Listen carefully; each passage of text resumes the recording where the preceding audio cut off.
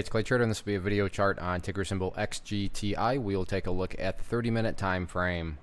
Real quick, what do I mean by 30-minute in case maybe you're new to charts? Instead of each one of these candlesticks here representing 1 day's worth of price action, which is what you would normally see, each one represents 30 minutes. So while this here may look like a few weeks worth of time, it's actually just the past 2 days broken down into 30-minute time slices. I like through this time frame. I think that does a good job of telling the quote-unquote story of the price, and just makes mapping out levels of support and resistance a bit easier to see. Did this analysis yesterday, so that's where these green and red line annotations are coming from. And things started off quite strong, and then the last 30 minutes happened. And just to circle back again, each one of these represents 30 minutes. I bring that up because, and the general markets did sell off during that final 30 minutes. But you can see right here a whole lot of downwards pressure right here. The bizarre part, not gigantic volume. Yes, volume was bigger, than what it had in previous points, but nothing like here or anything, like these, periods the previous day. So big move to the downside, and this is where perspective comes into play. What do I mean by that? Well, if you're a day trader and you bought right there, or maybe you bought right there and you wanted to sell in 3.7 seconds, then yeah, for you the chart's looking rough. But taking a step back, looking at the big picture of things, so if you care about the grand scheme of everything, then even with the pullback today, the bulls still have plenty of opportunity to build a higher base and therefore continue to construct a long-term uptrend. And assuming that you care about the big picture, that's what you want. You just want long-term uptrends, and again, the bulls still have plenty of opportunity to do that. So first thing I want to do is a little house cleaning.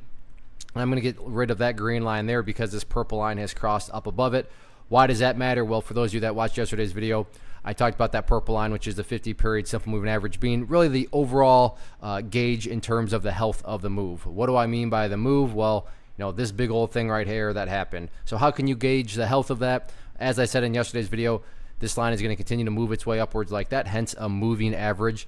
And as long as the price stays up above that purple line, then the bulls are in full health, no questions asked. And because that purple line is now crossing up above that green line, sure, this line here still pertains, but from a presentation standpoint, I don't want to have a million lines everywhere that can cause clutter and confusion. So just want to try to keep this as clean as possible. So that's definitely the overall area of support. Shorter term, it's all about $1.85, which I mapped out yesterday.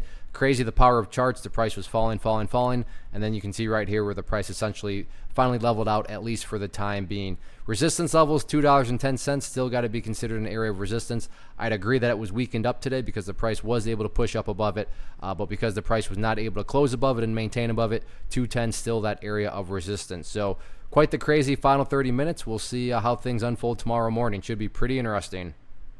One of the biggest questions that I get is, hey Clay, how do you find the stocks that you trade? So what I've done is put together a free resource guide where I talk about the tools that I use to locate stocks that I find interesting and think may have potential. So if that sounds like something that could add value to you as a trader, then click on the image that is up on the screen right now and I will email you the guide. The guide itself is very short and to the point, and best part, it's completely free. Thanks for watching the video. Let me know if you have any questions.